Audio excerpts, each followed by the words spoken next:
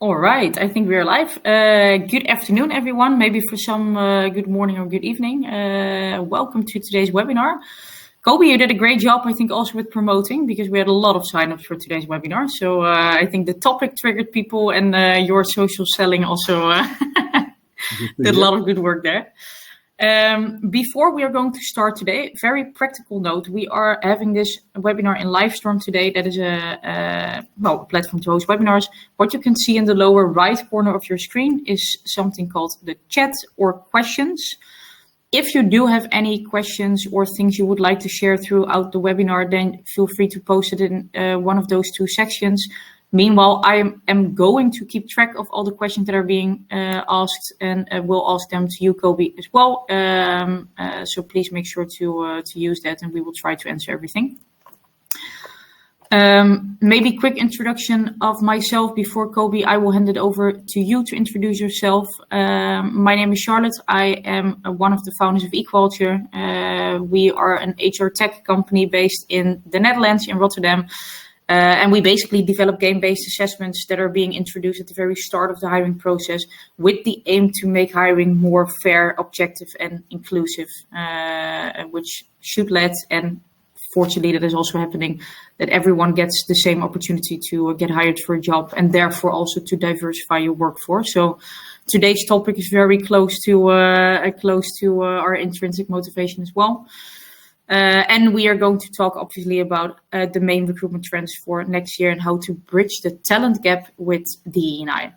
Before we dive into the topic, Kobi, would you like to give a quick introduction of who you are and your role within Heineken? Thank you. I can. Well, first of all, thank you for having me, Charlotte and the crew. I know there's a lot of people behind the scenes doing some great work, so thank you for that. My name is Kobi Ampoma. I sit in the talent acquisition space. I currently head up the talent acquisition function for Heineken in the Netherlands, and we and my team, we support all the different entities that is in the Netherlands. I have 23 years experience, I'll say, in the people function, broken down into people, operations, HR advisory, and then international mobility. And in the last 14 years in talent acquisition. I'm originally from Ghana. I like to mention that so that people know where my roots lie. I came to the Netherlands when I was 11 years old as a political refugee, and I think I've made the best out of my career so far. Along the way, a lot of people helped me out. So I'm very big on, supporting underprivileged kids and also use of mentors. So that's me in a nutshell. Thanks so much, Kobi, for that. I always, maybe for some people who have joined previous webinars from us, I always prep a couple of slides to introduce the topic, and then afterwards we will dive into the discussion and, mainly hear you talking, Kobi, because you're, of course, the expert for today. We are going to talk about recruitment trends and how DE&I plays a vital role in overcoming some challenges for next year. I always love to quickly summarize what do we see in the labor market and what do we envision to be the key challenges of next year's labor market. So at Equalture internally, we did some research and we basically came to three different things that we identified as key challenges for next year's labor market. Kobi, for you, this is repetition, of course, because you were at our Trends event. First one, digital transformation. That's not a new term, of course, for people. It's already happening for a long time, but I think that technology such as ChatGPT has really resulted in this being much more of a bigger topic this year. A lot of jobs are going to disappear because of digital innovations, but also a lot of new jobs will appear, which is going to be a challenge for recruitment teams because it's going to be harder and harder to look at someone's past and basically make a prediction of how someone's going to perform in a future job. So that is the first one. Then the second one is obviously the talent shortage is one of the topics that we are going to talk about today. We are definitely in a candidate-driven market that's only going to get bigger. And something that might be interesting to share with everyone here today is that the United Nations, every couple of years, I think they make a prediction of the labor market and how many people will be present in the labor force. And they made a prediction that by 2050, we almost have 100 million fewer people only in Europe in the labor force, which is mainly, by the way, due to fewer babies getting born, more people going to work part-time. There's a lot of older people in the workforce that are going to retire in a couple of years' time.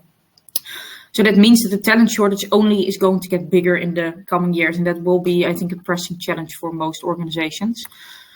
And then last but not least, I think for me personally, the most important one for you probably, Kobi, considering the topic today as well. Fortunately, there's finally an urgency for inclusive hiring. And I think that I would love to also hear your opinion on this topic, Kobi. But I think what we see is that I think inclusive hiring used to be a bit of a nice to have for organizations, something that easily ended up on a big pile when other priorities came up. And what we now see also, a lot of research has shown that, is that mainly the Gen Zs and the millennials are a little bit more demanding when it comes to inclusive hiring. Glassdoor even published a research that almost 80% of the total workforce will consider to refuse a job if a company doesn't prioritize equal opportunity. So I think that showcases that we are really making a shift here. And as brands, we have to. I don't know if it's always extrinsic motivation or intrinsic motivation, but it's happening. So it's finally shifting more from a nice to have to a need to have. Is that, Kobi, also something that you experience yourself? Yes and no. So not always at previous companies. So obviously, I think one of the things what is always important to me is, from a leadership perspective, we need to have a strategy linked to DE&I. If you don't have that as a company, then it's very hard to trickle that down to the wider part of the organization where people need to believe and play an active role in bringing in talent.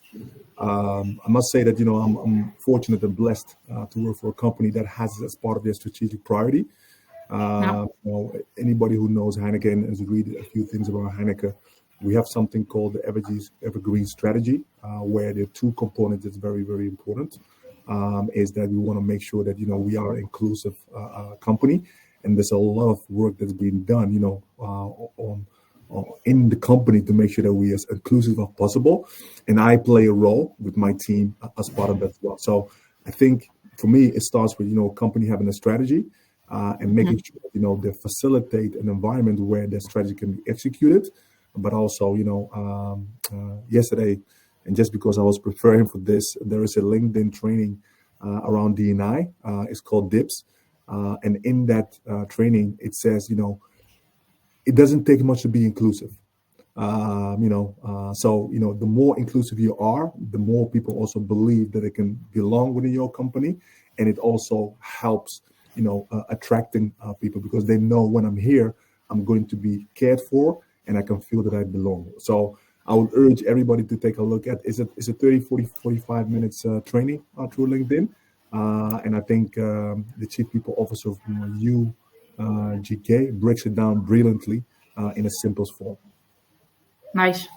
We will try to include that in the recap of the webinar today so that everyone has the link, because I now see a couple of people, I think, already asking for the question. Okay. Yeah, so to briefly summarize, I think just to make sure that we all have the same definition of inclusive hiring, it's obviously ensuring that every candidate has an equal opportunity to get hired for a job within your company and contribute to the organization, because inclusive hiring, of course, doesn't stop after you made the hiring decision. Then you should also make sure, just like you mentioned, Kobi, that people feel that sense of belonging as well. Now, the reason why I showed you the three different trends is because there is a link between those trends. And I think it also makes the business case for inclusive hiring even stronger. And although I hate to say inclusive hiring is a business case, because I would hope that we were living in a world where everyone would do this from intrinsic motivation, I think reality is that a lot of organizations still work on this more from an extrinsic motivation. So that's why I do always feel some sort of the need to also turn it into a business case. So what you see, I'm going to first go to this slide and then I'm going to the other ones. Inclusive hiring is just as I mentioned, focusing on potential instead of past while outsmarting your human biases, making sure that everyone gets an equal opportunity. Now, what you see, and I'm also wondering, Kobi, in a bit, how you tackle this at Heineken is, I think there are lots of different ways to achieve inclusive hiring. You can look at inclusive job descriptions, so which people do you attract in the first place. You can look at hiring for potential rather than past experiences, which is going to be, I think, a very tricky one as well, because it's very hard to change that train of thought, I think, within the organization. And you can also look, for example, at ways to limit biases in the process of screening people, of interviewing people, etc. As I mentioned, the second one is, I think, obviously a very challenging one because it really requires some sort of a change on how you envision talent in an organization.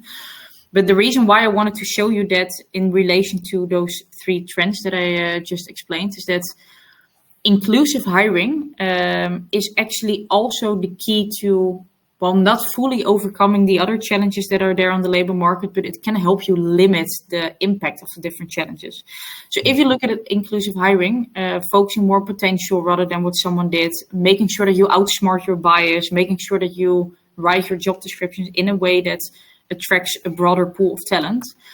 What happens is two different things. You can widen up your talent pool, because you attract a wider, a more broad group of talents, because you look at different things, because you make sure that interviews are more fair. So you can therefore limit the impact of a talent shortage.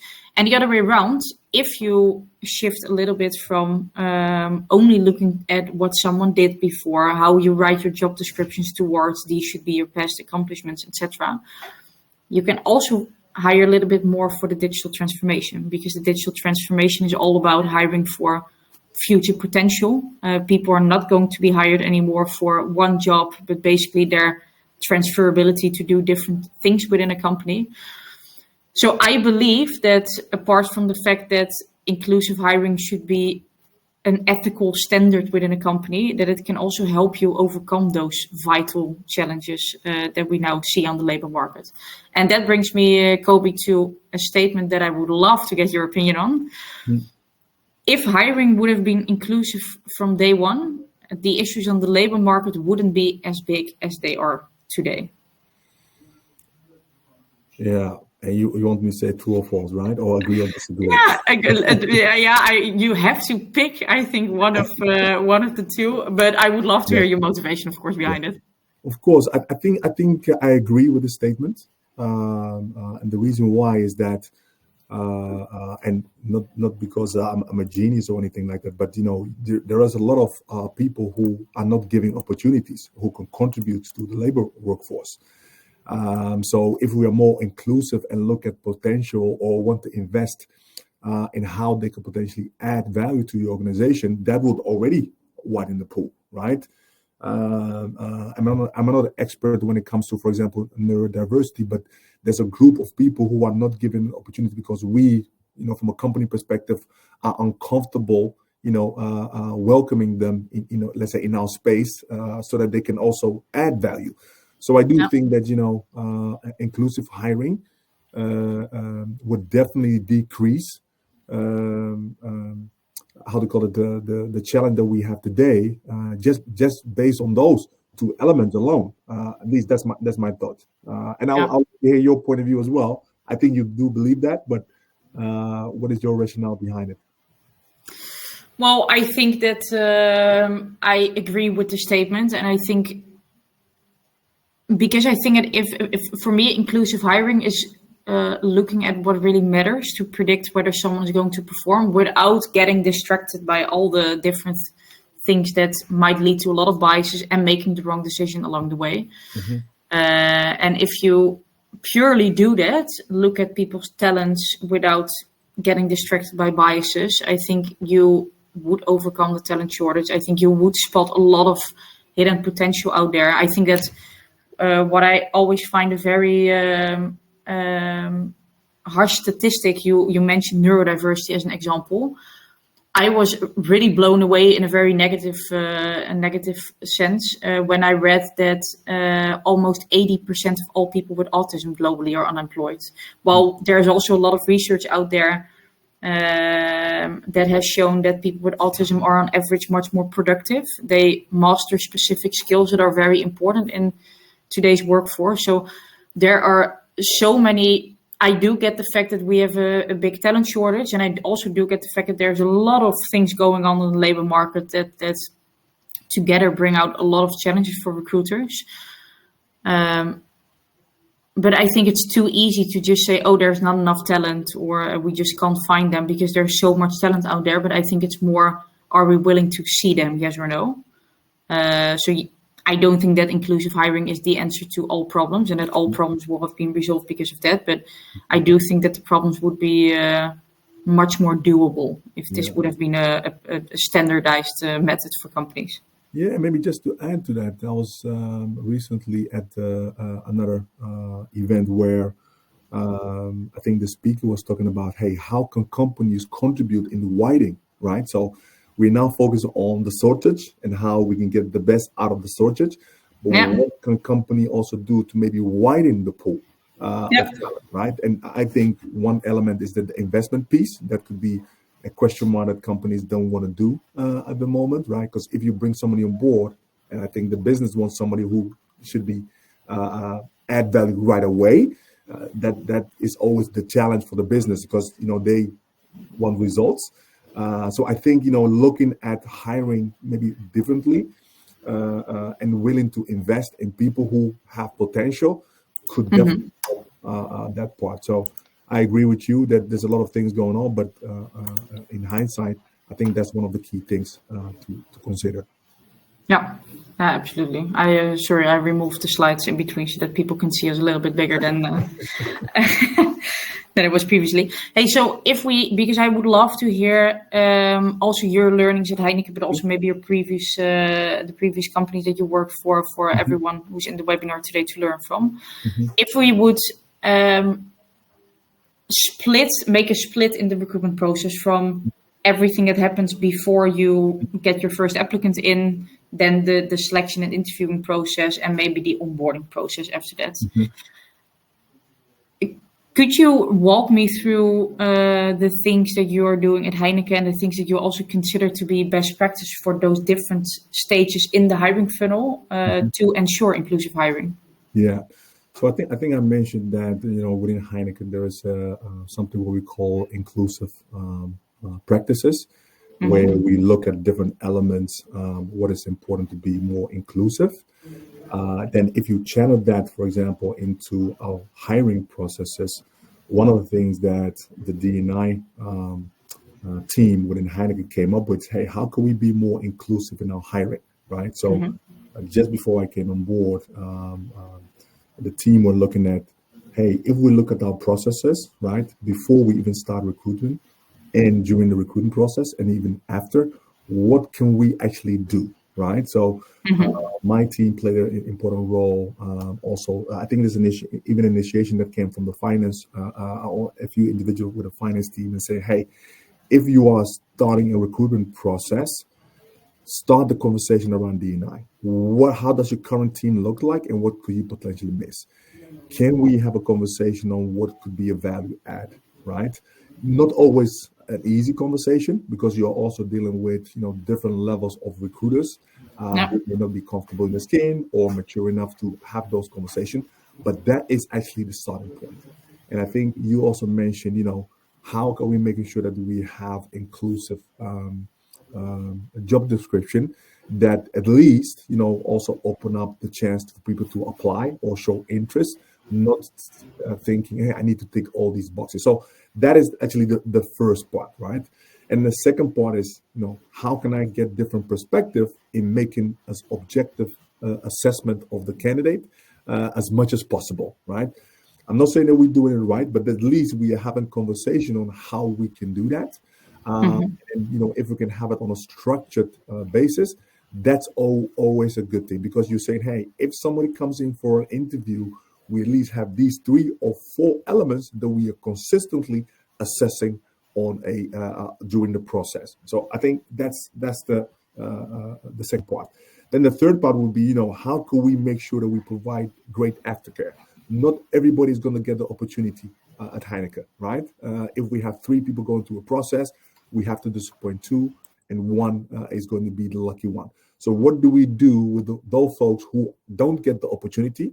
How can we make sure that we provide them with valuable feedback that they can do something with? And I know as a recruiter back in the day, it's sometimes very challenging to provide the right feedback, because sometimes it was just a toss-up. That also happens, and we have to be realistic. You have equally good candidates. What is the deciding factor to go for candidate A or candidate B? But at least if you decide to disappoint somebody, what are you giving them, concretely that they can do something with? So I think that's also the after piece. And then the one that you hire, how do you make sure that they feel welcome? And I must say that maybe in my case, when I said yes to Heineken, I got a call from my manager saying, "Hey, Kobi, I just understood that you said yes to the offer. We're very much looking forward to you joining the team. If you need anything before your start date, let me know." Right? So that was already like, although I was speaking to, let's say, the recruiter, my manager, once she found out that I said yes, giving me the call made me already feel welcome, right? Because I've also worked for companies where that doesn't always happen. I've been fortunate enough to also, head up a TA function where I actually, when I said yes to the offer, I had, a 4-hour lunch with my future manager, and we discussed a lot of things. I mean, that's not always from a time-consuming perspective, but at least a touch point with somebody coming in to make them feel welcome. So those are the things that we are currently, let's say, implementing within Heineken. And as we get mature, feel much more comfortable having those conversations. Yeah, that sounds great. Hey, if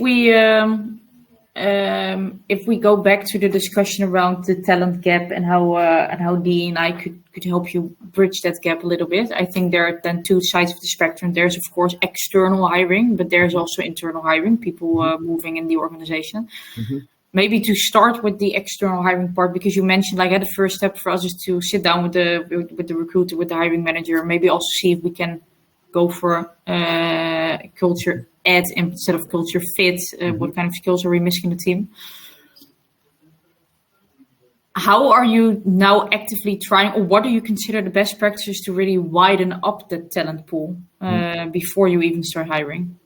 For me, it's much more around communities. And I was talking to one of my leads, I think last week or the week before, is that what can we do going forward to open up our doors for people to know who we are as a company, right? I think that we are not doing that enough in terms of being considered as an employer of choice, right? So one of the things that I think is important is, hey, what kind of communities are out there that we can engage with and start telling our story, what kind of company we are, what opportunities we have, what kind of development you can also have. To be honest, and this is not just because I'm working for Heineken right now, but we have an elaborate of learning and development opportunities for people who are actually part of the organization. And I've worked for a lot of companies, but it's very elaborate. So from an own development standpoint, that's a big thing that we don't talk about enough, I believe. There are a lot of communities, and I'm a big advocate for bicultural talent because I see how it move within companies, and I think we could do a much better job at that. So if you ask me, hey, what are we doing? Is engaging with communities and open up our doors for people to also experience us as a company. Walk around. I talk about, when you talk about DE&I, you need to see it, you need to smell it, and you need to taste it, right? So if you walk into a building, is that the feeling that you get? And I would like us to, continue to open our doors. I just started, within the company. I'm in 5 months, if I'm not mistaken. But that's my goal, to make sure we open our doors and also engage with different communities for them to consider us as employer of choice. Yeah. And could you give some examples of communities, or do you have some practical tips for people in this webinar today? Yeah. Well, if you focus on Amsterdam, according to a source, and I think it's the BAM, they did a research, is that 52% of the Amsterdam population is, bicultural or diverse talent. Are you as a company engaging with them, right? It could be schools, It could be, how to call it. I use OMEC a lot because OMEC is a part that I also play a very important part in. And OMEC is, talented individuals with a diaspora background who are bicultural and are all over Europe.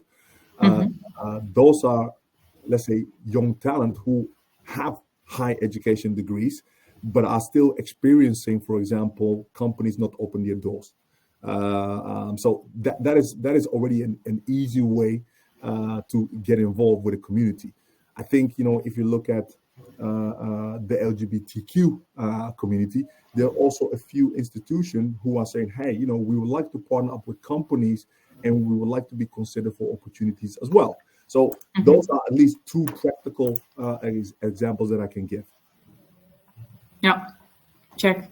Hey, so maybe to summarize the part about widening up your talent pool, I think there are always, let's say 2 ways to do that, to make it simple. I think there's tweaking your criteria or tweaking your search reach, let's say. I think you're going more for the second option, right? So how can we, with the same criteria, reach a broader audience by actively looking for communities, going to schools, universities, etc.? So that's one part of it, but also having the critical conversation with our hiring managers, what is acceptable and what is not, right? Yeah. And I believe a lot of people on the call can agree with me is that, we're still looking for how to call it, the sheep with 5 legs. That's my translation in English. De schaap met 5 poten, which is still unrealistic. So I think for me, it's all about the recruiters also having the confidence to have those conversations with hiring managers to see how we can adjust criteria, which can still be a value add, but still some investment from the company side. Yeah. And do you have some best practices there? Because I get the struggle there. This is basically what we do with every customer that we walk in, that we have to tell the hiring managers, hey, maybe the criteria that you've always set are not that realistic or necessary. But that's, of course, quite a challenge to get hiring managers to critically reevaluate, like, okay, what is a need to have and what is a nice to have for the job that I have open. Yeah. Do you have some tips on how to approach that? I actually have one tip, which I call the wild card. When I was recruiting a lot myself, I implemented something called the wild card. So the wild card is somebody who is maybe 50% qualified or 45% qualified for the job. But based on my conversation with this individual, they show all the different attributes that is maybe needed. And then I had to convince the manager, saying, hey, I can give you these 5 candidates, but there's going to be one wild card in there. And you need to also have this conversation with this individual.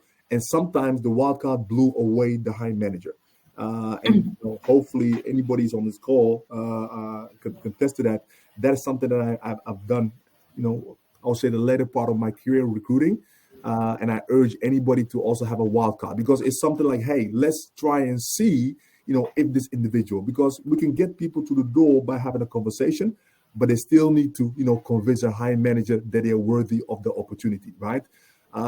Because I don't say, hey, because you are diverse, let's give it a job. That's not the case.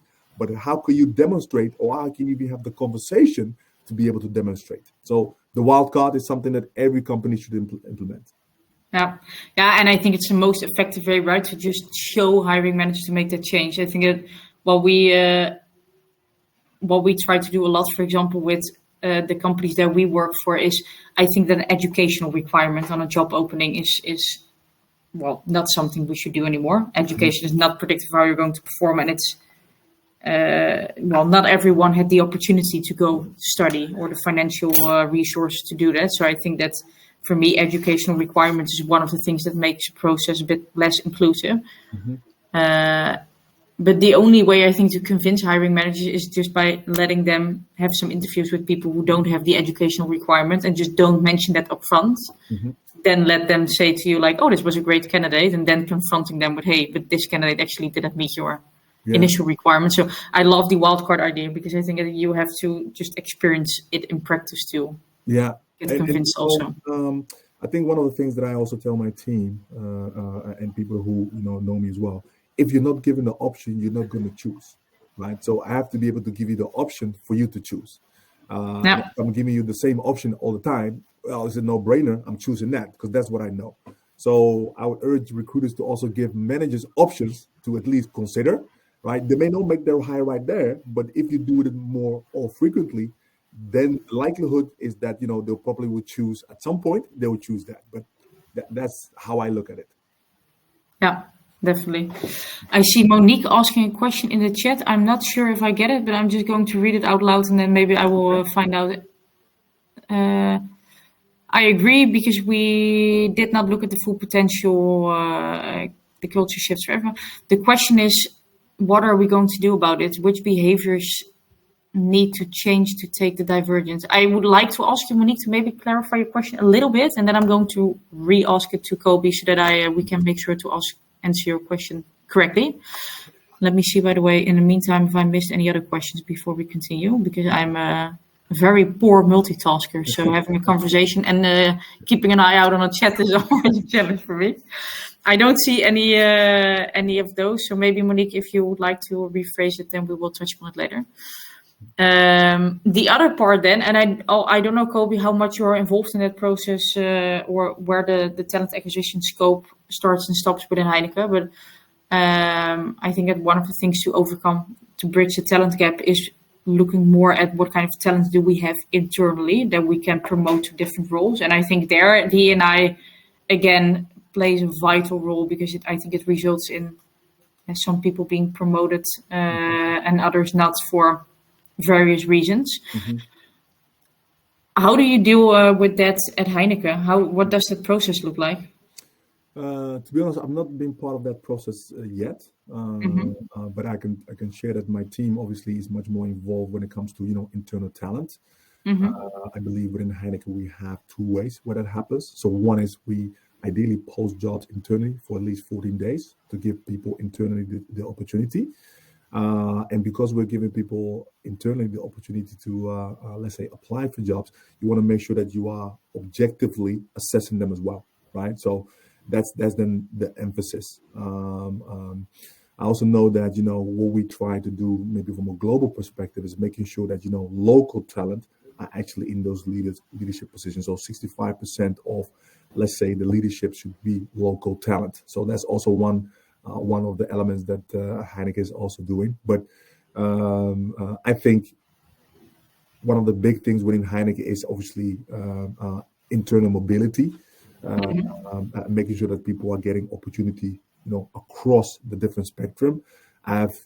Fortunately for me, I've seen so many people coming from different opcos, as we call it, operating companies, who, have been working for Heineken maybe for 10 or 15 years, but have had opportunities to move around a little bit. So I think Heineken does a great job doing that. I think what my team maybe could do better or strive for is, are we making sure that every opportunity that is being presented, people are objectively being looked at and reviewed so that the best candidate is chosen. Yeah. And how would you advise to do that? Well, it starts with having, the right criteria. How are we going to have people being assessed? I know from previous roles that I've been part of is that, for example, you cannot go, or apply if you're not a successful or highly successful, because the company wants to make an investment in you. So also a performance part, it plays a very important role. And also having an environment where, internal mobility is fostered, right? If you share that you are interested in, I'm just making this up right now, I'm interested in a finance career, that you are not limited going forward, because at the moment, it seems like you want to go to a different department. I think what I would like to share with all managers or hiring managers out there is that, maximize the time that you have with an individual and make sure that they're set up for success for wherever they want to go, right? Me personally, I always tell people, hey, sometimes it's great to be part of my team, but sometimes it's also okay to leave. I hope that you remember the time that you spent with my team, that your potential was maximized. That's the key thing, Yeah. We all have to work 47 years, like something like 42 and a half, something like that. So I know people are not going to stay here for, forever, but at least the time that they are with you, you maximize their potential. Yeah, absolutely. Fully agree. Hey, I see a couple of questions in the chat that I would like to touch upon because we have 45 minutes for the webinar in general. So that means 10 minutes left. Cool. The first one is from Manpreet. I'm very sorry if I pronounce your name not correct. What could be the best way to retain or engage with rejected candidates? So how do you maintain a good talent pool for those rejected candidates? I think generally you can do a few things. First of all, do you have the right tooling to be able to, hold talent in there? Obviously, from a GDPR perspective, I think we within Heineken have like a 12 months. Obviously, when a candidate has indicated it's okay for us to keep the details, but maybe frequent communication. We just implemented a CRM element in our ATS, which allows us to keep candidate engaged by sharing communication with them. So that could be one thing that you do if you have maybe not the rejected one, but people who went through the process, but in some shape or form, they didn't go through the whole process. How do you keep your silver medalist? And I think that's also one of the part of a recruiter is to, understand, hey, I spoke to somebody who unfortunately didn't make the cut. Based on my conversation or interaction with them, if something else pop up, can we also include them in a different conversation within our company? So that's something that I've done also in the past, and I think is very successful because it also lets you know as a candidate, although I'm being rejected, they still kept in mind or me in mind for other opportunities. Yeah, it's insane, right? How I'm always so surprised by the fact that introducing candidates to different jobs within a company is still such a messy process for many companies who just don't do it. And I think it's a lot of potential that you leave there. So I think it's a great thing that you guys are actually doing that. I see another question from Claudine. Also hope that I pronounced your name correctly. What specific recruitment KPIs would you implement for recruiters to improve DE&I? Ooh, that's a good one. I think that first of all, when you talk about your short list, how many candidates are you presenting? So for us, I think it's important to have like at least 3 to 5 candidates, obviously based on the role that you can present. And then if you look at that slate, what is the diversity level that you can have in that? I've seen a lot of companies that I've also worked for that, hey, this is not good enough. Let's show me more, right? I'm a true believer that the recruiter needs to understand the business to be able to translate that into the right candidate or the candidate that has the potential to fill that. So if that's been done correctly, ideally you have a short list or a slate that you present. And then in that slate, how diverse are you trying to be, right? Is it male, female, balance, or even a diverse background as well? Yeah, check. Makes sense. I think it's always tricky, by the way, to have diversity KPIs and inclusion KPIs because you can't measure, of course, a lot of things also. No, I think within our company, the two key things that we measure is the female and senior management. So ideally, I think 2025 is our deadline to hit 30% within the senior management. And then, like I mentioned before, we want to make sure that every operating company, 65% of their senior leadership is local talent. So those are the two key that we measure. But I think you can also have not like a hard KPI, but you can share with your team like, hey, whatever shortly we share, how does a slate look like, and then try and have some KPIs in there. Yeah, something interesting that we did for one of our customers recently that was also focused on gender diversity, but then one step further is in our platform, candidates have the opportunity to leave their gender, but it's optional, so we don't collect it for everyone to see how many females versus males were hired. So do we see that they have a relatively better or worse chance? But then also out of all females and males who were get hired, what percentage of those hires actually matched with the criteria that you set up front? So something that we also, for example, found out is that females did get hired within that organization, but hiring managers were much more strict on the criteria for females than for males. So relatively more males were hired who didn't meet the initial requirements. And then that also gives you maybe some input to say, hey, the issue isn't within our talent pool, but it's more with how do we educate hiring managers to limit that bias in the process. But it's always a bit tricky, of course, diversity KPIs. I like this one from Ariel. I love the wildcard idea, but in my experience, the main problem with hiring managers is that they're ticking off the boxes of their list instead of really qualifying the candidate. So how did you actually manage to convince a hiring manager to continue with someone who didn't meet all the requirements? I think, great question. I think there's two faults to the story. So the first part is convincing the conversation to be had, right? Because as recruiters, we don't enforce, we do our best, but we don't say you need to hire this individual. At the end of the day, it's the hiring manager's decision to hire the individual. So what I have tried to do is make sure that at least the hiring manager is seeing the candidate, right? And then it's the candidate's, responsibility to convince or demonstrate that they actually can do the job or they can add value. That's how I've been able to do it. I've never told the manager, you need to hire this individual.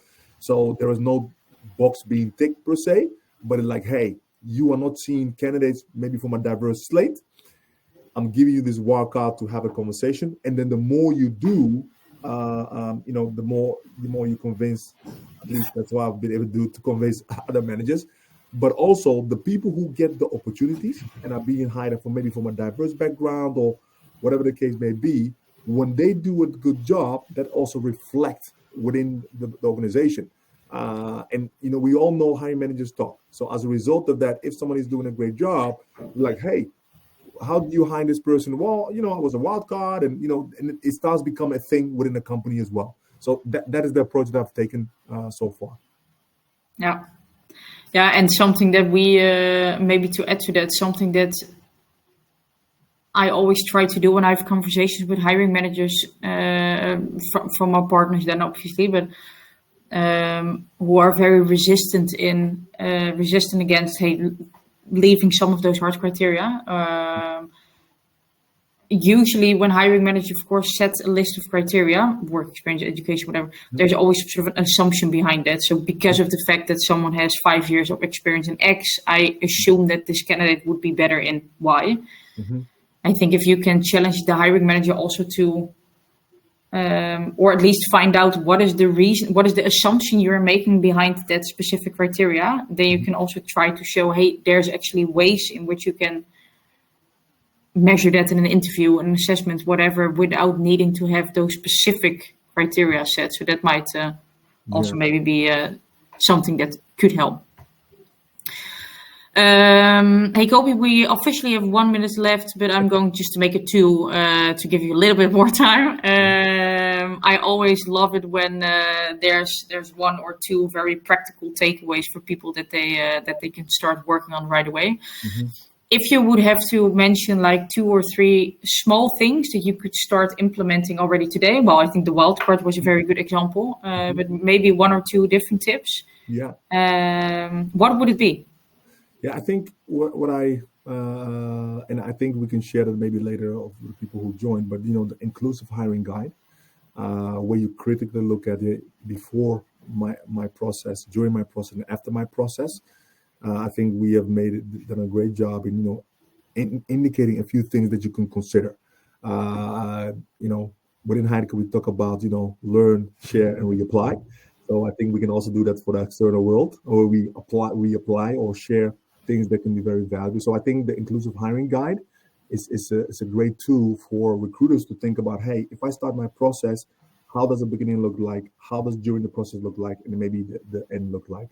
And overcall the wild card. I need to put a trademark on that, but the wild card is something that a lot of people should consider. And also people who are already part of your organization from a diverse background, have conversation with them, which community do they belong in, right?